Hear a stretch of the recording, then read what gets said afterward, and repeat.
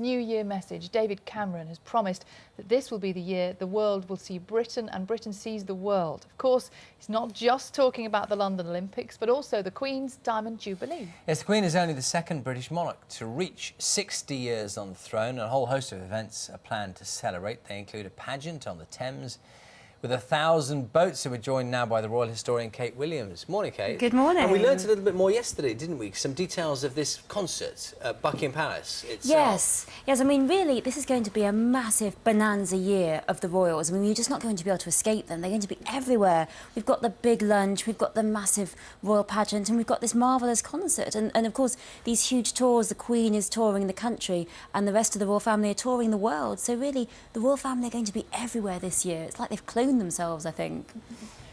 One of the things I know people have been concerned about in the light of what's happened to the Duke of Edinburgh over the last week or so is, will his health be good enough to withstand this really busy period coming up? Well, I think this is a really important question that everyone's thinking about quite carefully at the palace. I mean, the Duke, he looks so young. He seems like a man 30 years younger. We hardly ever see him even wearing glasses.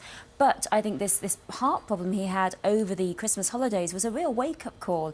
It's time for us to remember that, he's 91 and she's nearly 86, and they are incredibly old to be doing this kind of work. And most of us by that age would rather prefer to be putting our feet up with a crossword and, having a cup of tea, but they're going to be doing an incredible amount of work. And I think the palace planners are going to have to think quite carefully about not exhausting either of them, really. I mean, Queen Victoria, when she had her Diamond Jubilee, she was so lame, she couldn't get up the steps of St Paul's Cathedral, so they had to celebrate the Diamond Jubilee in the street. Well, our Queen wouldn't have that, but it's pretty exhausting, I think, the schedule we've laid down. It's an amazing schedule. Now, of course, we just had the royal wedding, which was on a massive scale, certainly in terms of audience and the numbers of people involved in one way or another.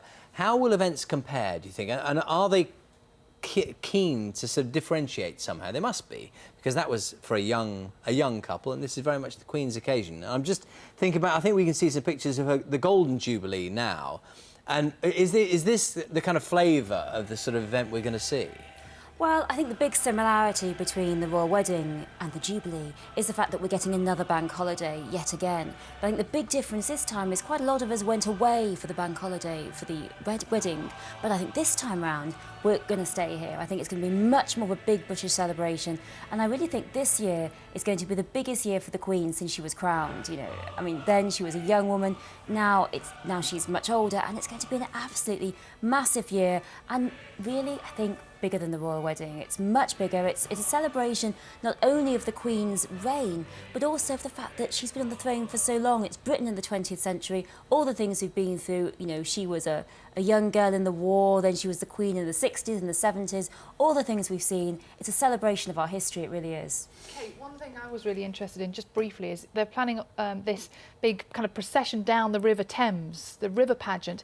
Sounds all quite Tudor, doesn't it? It sounds like it's taken inspiration from Henry VIII and those grand old plans that they used to have in those days. They're not afraid of a bit of pomp and circumstance, are Well, they? there's no one who does pomp and circumstance better than the British. We do it brilliantly, and we do gold and we do bling, and this is really what the River Pageant is. I mean, one of the last people to have a River Pageant was, as you say, Anne Boleyn, perhaps rather more ill-fated. Charles II had a huge one, and it's going to be incredible, I think. All these boats, and really the Queen going down the centre of the Thames on a big gold barge like the Queen of Sheba. It's going to be amazing. I think it's going to be quite a celebration, and really it's going to set us up because, she's going to make it. She's going to be our longest reigning monarch. She's going to beat Victoria, and what a reign she's had.